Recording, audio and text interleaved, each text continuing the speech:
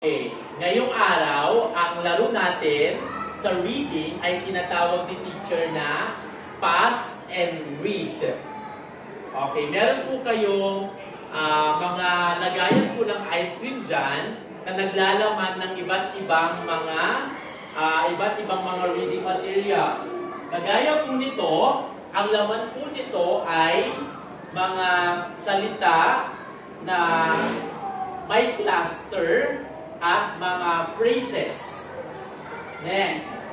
Ang laman naman nito ay mga salita na nagsisimula sa letter M, letter Y, letter G, letter D, letter B.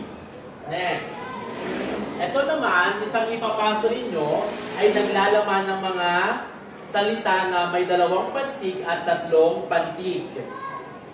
Ito naman po, ito po ay booklet. So ito merong mga syllables po dito, mga pantig, mga parirala, mga pangungusap. Okay. Ito naman, ang laman naman po nito ay mga basic sight words sa English. Naintindihan? Yes. Ito naman, ang laman po nito ay mga CVC. So, ipapasa nyo po yung lagayan ng ice cream na may lamang mga reading materials.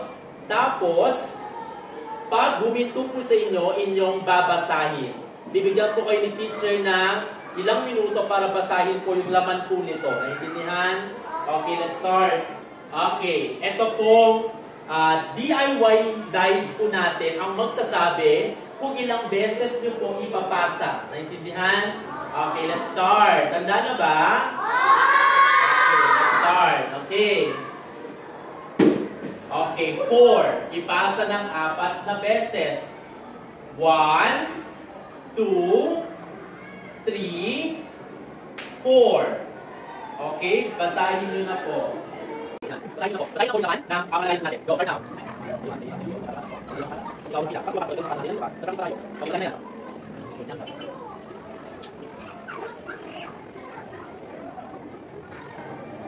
Okay, sige po. Okay na yan. Hawakan po ng mabuti. Okay, next. Okay, ipasa ulit ng 4 na beses. Go. 1, 2, 3, 4. Okay, start reading.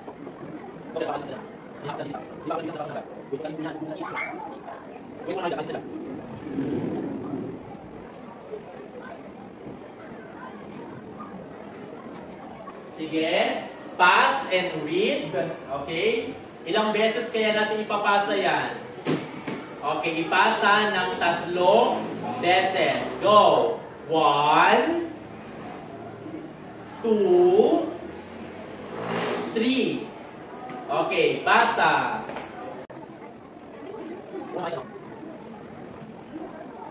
Okay, next. Hawak-hawakan muna. Okay, ipasa ng 4 na beses. Go! 1, 2, 3, 4. Okay, start reading now.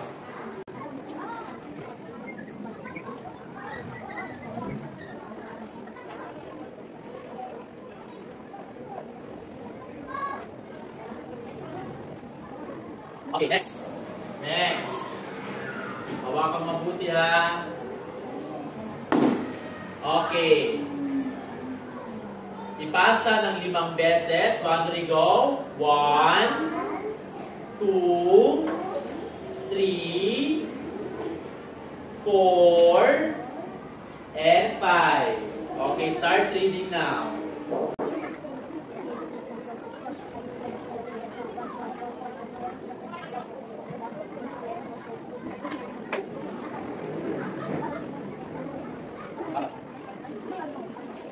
Okay, next. Okay. Ipasa ng 3 beses.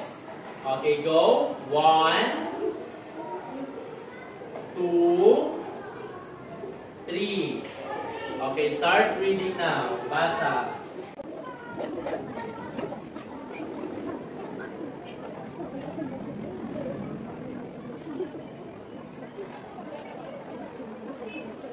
Last. Okay. Okay, ipasa ng 5 beses. Go. 1, 2, 3, 4, 5. Yan. Start reading now. Ako sa tayo sa